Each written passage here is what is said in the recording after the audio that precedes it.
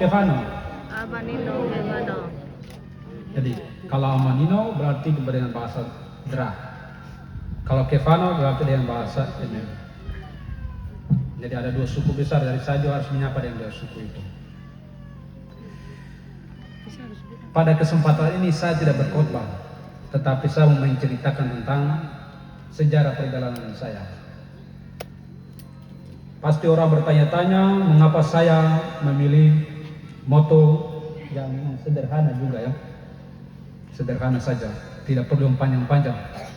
Saya memilih moto mari dan lihatlah. Itu berdasarkan refleksi saya. Setelah saya merefleksikan perjalanan hidup saya, sebenarnya sejak kecil itu saya tidak berpikir tentang menjadi imam, menjadi pastor, itu tidak ada. Mungkin pada waktu itu situasi bukan seperti sekarang yang jalan sudah masuk, sehingga kami juga bisa berjumpa dengan orang-orang dari luar lebih banyak. Atau mungkin pada waktu itu juga pelayan pastoral di sini yang pasca Natal ya muncul. Jadi kalau di kota-kota besar orang berbicara tentang panggilan promosi panggilan, tapi kalau di sini tidak ada, sehingga tidak ada pikiran juga mau ke sana mau jadi imam. Dan pada waktu itu hiburan yang paling terkenal itu cuma pesawat saja. Jadi kalau ada pesawat ama mendarat di situ, kami dari kebun juga kami akan lari ke sana untuk melihat pesawat. Jadi waktu itu hanya cita-cita cuma satu, jadi pilot. Daripada saya lari jauh-jauh ke sana, ulang saya besok sekolah saya jadi pilot. Tapi akhirnya tidak jadi juga. Namun dalam perjalanan itu, dalam hati kecil yang selalu saya memohon dalam doa yang sederhana saja, tidak ada yang luar biasa, sederhana. Itu saya mengatakan bahwa Tuhan, kalau saya selesai dari SD ini, saya mau pergi sekolah di tempat lain. Jadi tempat lain berarti bukan di Jayapura lagi, bukan di Kerong, apalagi di sini, tetapi saya mau ke tempat lain. Itu selalu saya ungkapkan terus, mulai dari kelas 2 sampai kelas 5 juga. Tapi ternyata doa ini terjawab juga melalui seorang pastor paroki, Pater Lembartus Pati.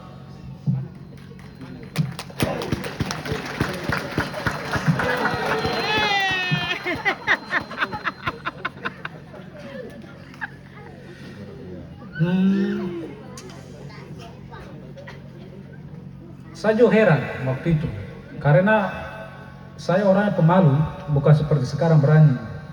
Sebab saya pemalu. Jadi kalau mereka yang datang dari kota, pasti saya menghindar. Apalagi pastor ini. Tapi waktu itu saya juga tidak tahu kenapa sampai dia bisa memanggil saya. Dan cepat kenaikan kelas dari kelas 5 menuju kelas 6.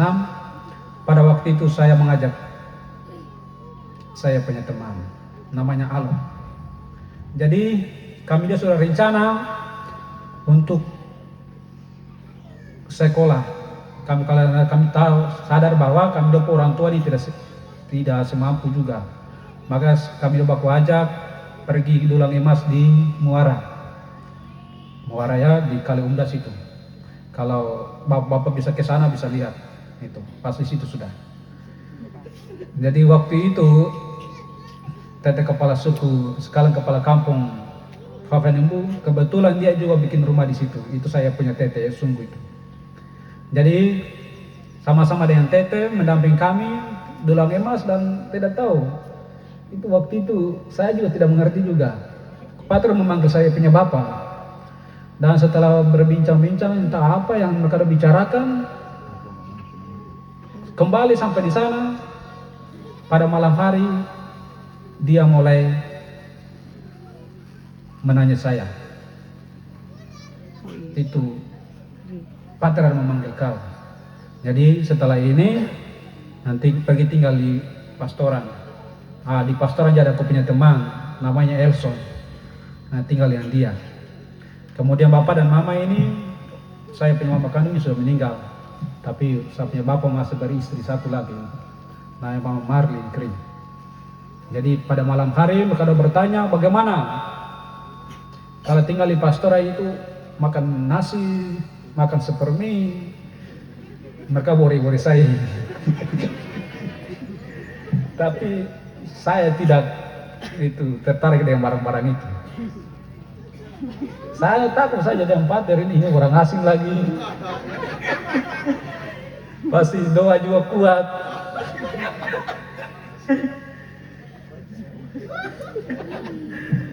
Doa. Terus saya juga ya untuk bahasa Indonesia juga masih patah-patah juga, bukan seperti sekarang masih lancar ini. Jadi ya tidak pede lah saat itu.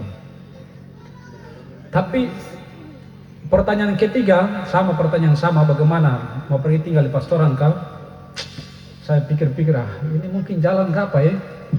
Mungkin yang jalan ini apa ya, saya punya cita-cita untuk keluar dari tempat ini bisa terjawab. Maka saya yang spontan bilang, iya, saya mau. Setelah itu kembali mulai sekolah, saya tidak langsung ke sini, tetapi saya tunggu bapak datang. Kebetulan kami dua datang main-main. Nah, seperti Pater Lambert ini humor-humor, jadi panggil saya di kamar sambil pijit, dia tanya juga sama pertanyaan sama. Saya diam saja. Sampai pertanyaan ketiga tanya lagi, baru ya sudah saya mau datang. Pas malamnya mama antar saya lewat pintu belakang. Kalau masuk biasa pintu depan, tapi saya lewat pintu belakang. Selama 1 tahun saya tinggal di pastoral, dibina oleh Pater Lambert Tuspati Oisa, bersama dengan saya teman sahabat yang baik, Elson. Kemudian tiba-tiba ada tes masuk seminari, dan soalnya sudah ada. Sekarang sambil makan, Pater bertanya, bagaimana soter? Waktu itu kalau saya punya teman Oliver tidak masuk di pastoral. Nah, itu hanya 1 minggu saja. Kalau saya itu 1 tahun.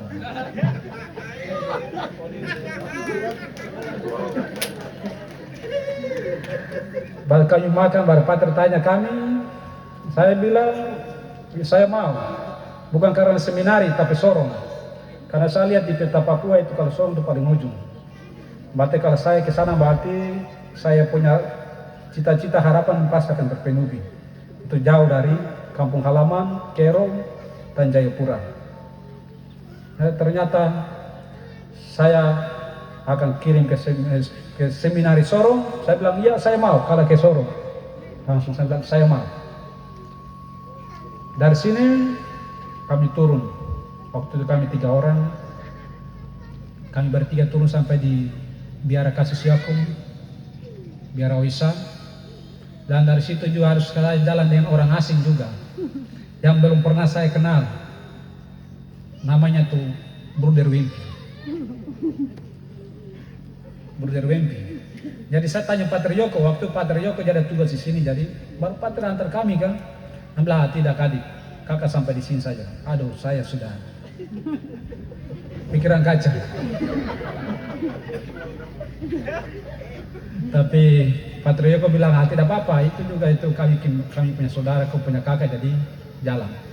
Sudah kami 3 naik kapal sampai di Sorong, itu lebih hancur lagi. Karena tidak ada orang di sana. Orang Kerong kalau kami cari di Sorong tidak ada. Tidak ada orang Kerong di sana. Mungkin sekitar Arso, Sentani, Jayapura pasti ada. Tapi ke wilayah Papua Barat hampir tidak ada ya. Mungkin satu-satu mereka sembunyikan. Tapi tidak ada.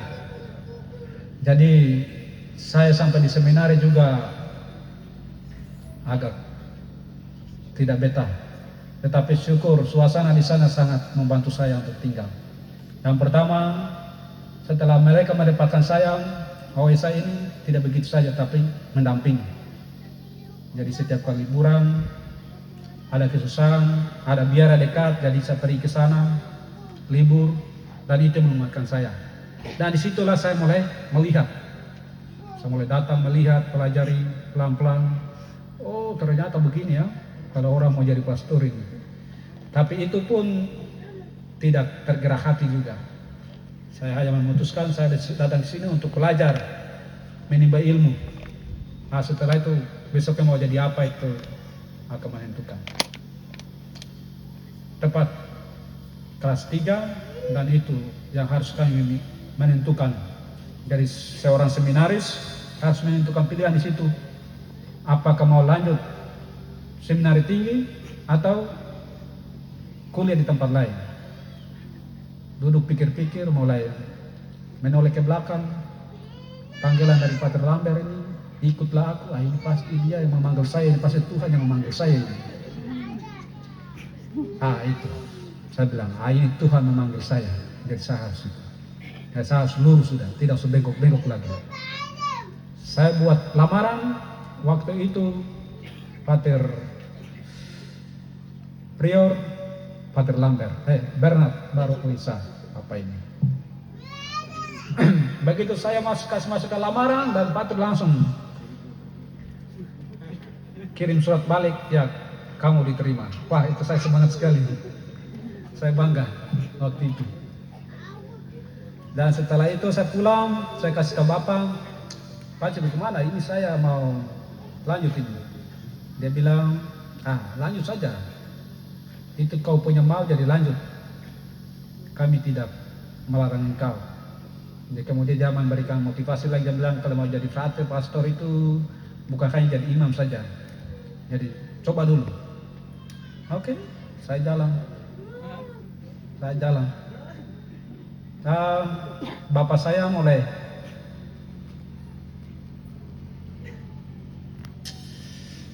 antar saya sampai di sana.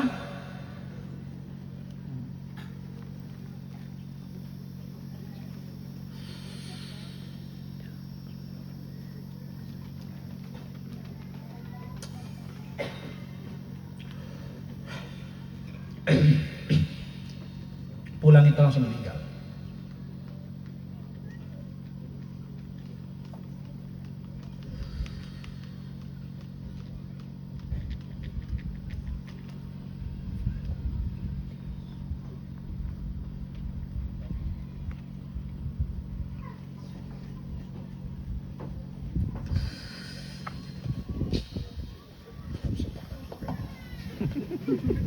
Berantakan tuh. Oke, itu Pak Yesus meninggal deh. Tapi itu juga saya pikir-pikir, tidak apa-apa sudah. Saya tetap kuat, tetap berpegang pada panggilan awal. Pater Lambert memanggil saya, berarti ikutlah saya. Berarti sebuah tantangan yang saya harus melakukan. Sampai akhirnya selesai dalam hidup membiara. Itu kaul yang paling terakhir itu kaul kekal di situ. Harus membuat pilihan yang komitmen, tahu dan mau harus menentukan. Setelah saya membuat refleksi, saya bilang, ini sudah banyak tantangan dalam keluarga saya, adik bapak meninggal, saya punya dusun besar, tetapi biar itu kas tinggal sudah. Saya harus membuat sejarah baru untuk Kerong.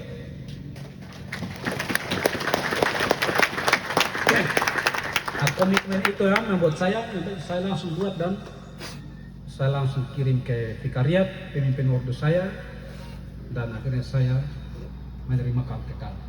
Jadi kalau kami dalam ordo kalau sudah menerima kaul kekal berarti untuk mau keluar juga ya pikir-pikir 2 kali. Itu puncak dari kehidupan biara itu. Maka itu di situ. Ketika saya sudah menentukan untuk kaul kekal, maka untuk imam ya itu nanti urusan kedua. Setelah menjalani semua masa talk selesai dan akhirnya hari ini tanggal 30 bisa terjawab harapan dan tangisan orang tua. Oke. Dari pengalaman ini saya mencoba untuk merefleksikan, kemudian saya melihat beberapa hal penting